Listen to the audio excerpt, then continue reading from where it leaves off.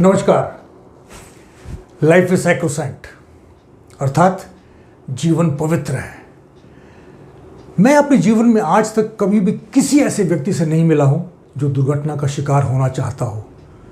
ये बात इस पृथ्वी पर 7.5 अरब से अधिक निवासियों के लिए भी उतनी ही सच है। फिर कार्यस्थलों पर इतनी दुर्घटनाएं क्यों होती हैं जहां लगभग 3 अरब लोग हर दिन अपने दिल में एक सपना संजोकर काम करने जाते हैं? आपको जानकर हैरानी होगी कि आईएलओ के मुताबिक इनमें से 7,500 से ज़्यादा लोग हर दिन घर नहीं लौटते हैं। ये इस तथ्य का अनुवाद करता है कि दुनिया भर में कार्यस्थल पर हर 12 सेकंड में एक मौत होती है। शॉक्ड? Yes, it's true. इसके अलावा इससे कहीं ज़्यादा संख्या में लोग शाम को घर उस खुश और फिट अवस्था में नहीं लौटेंगे जिसमें वो काम पर गए थे। आईएलओ का अनुमान है कि इन कार्यस्थलों की बीमारियों, चोटों और मौतों की कीमत लगभग 1.25 ट्रिलियन यूएस डॉलर्स है, जो कि ग्लोबल जीडीपी का लगभग 4% है। इस प्रकार कार्यस्थल दुर्घटनाएं प्रत्येक कंपनी के लिए एक बड़ी चिंता का विषय है। जबकि कंपनी दुर्घटना से जुड़ी कुछ लागतों से अवगत होती हैं, वे आमतौर पर दुर्घटना के कारण होने वाली लागतों के मैग्नीट्यूड से जागरूक नहीं होती हैं। ये लेस ऑब्वियस कॉस्ट हैं जो न केवल कंपनी के प्रदर्शन को गंभीर रूप से प्रभावित कर सकते हैं, बल्कि कंपनी के लिए घातक भी साबित हो सकते हैं। इसलिए इस वीडियो का उद्देश्य न केवल कार्यस्थल में दुर्घटनाओं की वास्तविक लागत को समझना है, बल्कि ये समझने में भी मदद करना है कि कार्यस्थल पर होने वाली दुर्घटनाओं को रोकना और कंपनी को विनाशकारी नतीजों से बचाना कितना महत्वपूर्ण क्यों है। आइए पहले समझते हैं कि कॉस्ट ऑफ एन एक्सीडेंट का अर्थ क्या है। सरल भाषा में कहें तो कॉस्ट ऑफ एन एक्सीडेंट वो अनप्लैन्ड और अनबजटेड एक्सपेंडिचर्स हैं जिसे कंपनी को दुर्भाग्यपूर्ण कार्यस्थल या कार्यस्थल से संबंधित दुर्घटना की स्थिति में वहन करना पड़ता है। इन कॉस्ट को 2 प्रकारों में डिवाइड किया जाता है, डायरेक्ट कॉस्ट और इनडायरेक्ट कॉस्ट, अर्थात प्रत्यक्ष खर्चे और अप्रत्यक्ष खर्चे। इसे स्पष्ट रूप से समझने के लिए एक आइसबर्ग अर्थात हिमखंड के उदाहरण से बेहतर कुछ नहीं है। आइसबर्ग का जो हिस्सा दिखाई देता है वह पूरे आइसबर्ग का लगभग 15 से 20% हिस्सा ही होता है। शेष हिस्सा पानी के नीचे होता है और दिखाई नहीं देता है। आइसबर्ग के दिखाई देने वाले भाग की तरह डायरेक्ट कॉस्ट वे खर्चे हैं जो दुर्घटना के बाद आसानी से दिखाई देते हैं, इसलिए इन्हें विजिबल कॉस्ट भी कहा जाता है। डायरेक्ट कॉस्ट सीधे तौर पे दुर्घटना से संबंधित होते हैं और कंपनी के बुक्स ऑफ अकाउंट्स में भी दुर्घटना के नाम पर डायरेक्टली रिफ्लेक्ट होते हैं। ऐसे में इन्हें कैलकुलेट करना बेहद आसान है। कार्यस्थल दुर्घटनाओं के इन डायरेक्ट कॉस्ट को इंश्योरेंस द्वारा कवर किया जा सकता है, जिसके लिए बीमा कंपनीज को प्रीमियम का भुगतान करती हैं। इसलिए डायरेक्ट कॉस्ट को इंश्योर्ड कॉस्ट भी कहा जाता है।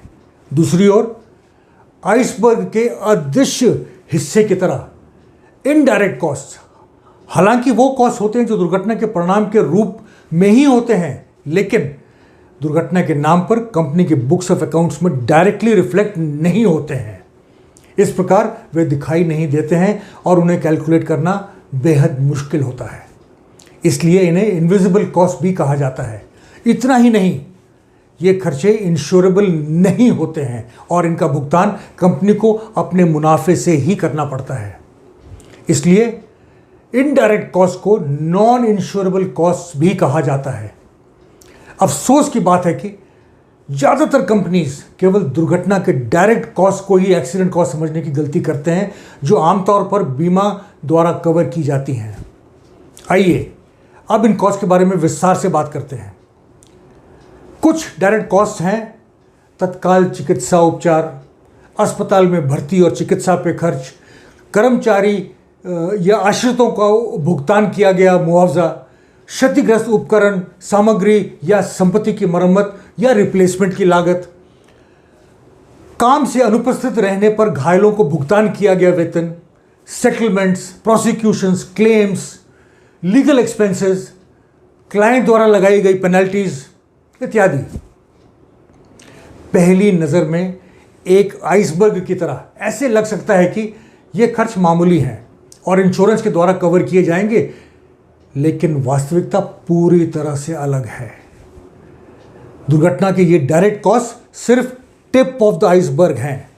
सच्चाई ये है कि दुर्घटनाओं के इनडायरेक्ट कॉस्ट जो अक्सर बीमा द्वारा कवर नहीं किए जाते हैं, न केवल कहीं अधिक होते हैं बल्कि डायरेक्ट कॉस्ट की तुलना में कंपनी के लिए कहीं अधिक हानिकारक भी होते हैं। चूंकि वे दुर्घटना के नाम पे बुक्स ऑफ अकाउंट्स में रिफ्लेक्ट नहीं होते हैं, इसलिए आम तौर पर इन्हें अनदेखा कर दिया जाता है। इनडायरेक्ट कॉस्ट से न केवल कंपनी पर एडवर्स फाइनेंशियल इंपैक्ट पड़ता है बल्कि मूल्यवान समय का भी नुकसान होता है जो अन्यथा कंपनी द्वारा प्रोडक्टिव कामों के लिए उपयोग किया जा सकता था। औसतन यह माना जाता है कि दुर्घटना के इनडायरेक्ट कॉस्ट डायरेक्ट कॉस्ट से 5 से 36 गुना तक अधिक हो सकते हैं। हालांकि कुछ मामलों में डायरेक्ट कॉस्ट की तुलना में इनडायरेक्ट कॉस्ट 80% अधिक तक भी दर्ज किए गए हैं। इतना ही नहीं, इनडायरेक्ट कॉस्ट का कंपनी पर लास्टिंग इंपैक्ट हो सकता है और कभी कभी कई वर्षों तक और शायद दुर्घटना के कई बार कई दशकों बाद भी हो सकता है। उदाहरण के लिए भोपाल गैस त्रासदी, जहां पीड़ितों के वंशज दुर्घटना के लगभग 4 दशक बाद आज भी दावा दायर करना जारी रखे हैं। इसलिए आइए इनडायरेक्ट कॉस्ट के उदाहरणों के बारे में भी अधिक विस्तार से बात करें। इसमें शामिल हैं खोया हुआ प्रोडक्शन टाइम, दुर्घटना के शिकार कर्मचारी और उनकी मदद करने वाले साथियों द्वारा गंवाया गया उपयोगी समय, दुर्घटना से विचलित हुए साथियों द्वारा खोया गया उत्पादक समय, साइट की स्थितियों को बहाल करने के लिए किया गया अतिरिक्त कार्य, फिर से किए गए कार्य की गुणवत्ता में कमी, अनवारंटेड और नेगेटिव मीडिया अटेंशन, मीडिया और रेगुलेटरी बॉडीज और क्लाइंट्स आदि के साथ डील करने में खोया गया कीमती समय, घटी हुई प्रोडक्टिविटी, कम प्रॉफिटेबिलिटी, दुर्घटना के कारण फिजिकल या साइकोलॉजिकल ट्रॉमा के परिणाम स्वरूप स्किल या एफिशिएंसी का नुकसान, कर्मचारियों का मनोबल कम होना जिससे उत्पादकता कम हो सकती है, कर्मचारियों का कंपनी को छोड़ना जो आमतौर पर किसी गंभीर दुर्घटना के बाद नॉर्मल होता है, घायल या उसके डिपेंडेंट्स को दिया गया मुआवजा, नए कर्मचारियों को काम पर रखना और फिर से ट्रेन करना, इन्वेस्टिगेशन लागत, दुर्घटना से उत्पन्न कागजी कार्रवाई को पूरा करने के कारण एडमिनिस्ट्रेटिव समय का नुकसान, कानूनी मुद्दे, बढ़ी हुई बीमा प्रीमियम्स, उच्च गुणवत्ता वाले कार्यबल को आकर्षित करने और बनाए रखने में असमर्थता, थर्ड पार्टी लायबिलिटी सूट्स, काम को समय सीमा में पूरा करने में विफलता, कस्टमर रिलेशंस को नुकसान, गुडविल और बिजनेस की हानि, कंपिटिटिव बिजनेस एडवांटेज का नुकसान, कंपनी की ब्रांड इमेज पर प्रतिकूल प्रभाव इत्यादि इत्यादि इत्यादि। और ये लिस्ट बहुत लंबी है। हमें यह नहीं भूलना चाहिए कि वर्तमान कंपिटिटिव बिजनेस एनवायरनमेंट में reputation is the new currency.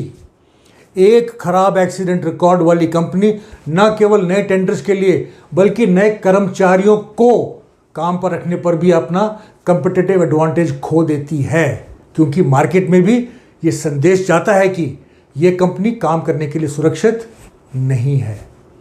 यही नहीं, जब कार्यस्थल में कोई गंभीर दुर्घटना या मृत्यु होती है तो कर्मचारियों को भी एक नकारात्मक संदेश जाता है कि मैनेजमेंट डज नॉट केयर। इसका रिजल्ट आप इमेजिन कर सकते हैं। दुर्घटनाओं के वास्तविक कॉस्ट को ओवरकम करने में हफ्ते, महीने और साल भी लग सकते हैं, जो लॉन्ग रन में कंपनी के लिए विनाशकारी साबित हो सकते हैं। संक्षेप में यही कहना चाहूंगा कि दुर्घटनाएं बेहद एक्सपेंसिव होती हैं और दुर्घटना की रोकथाम न केवल नैतिक आधार पर बल्कि आर्थिक रूप से भी समझदारी की बात है। अब कुछ आंकड़े।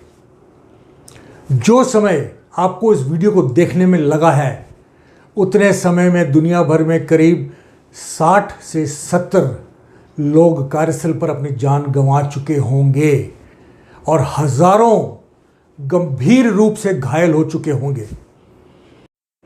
इन एक्सीडेंट्स की लागत लगभग 250 करोड़ रुपए होगी। चौंक गए?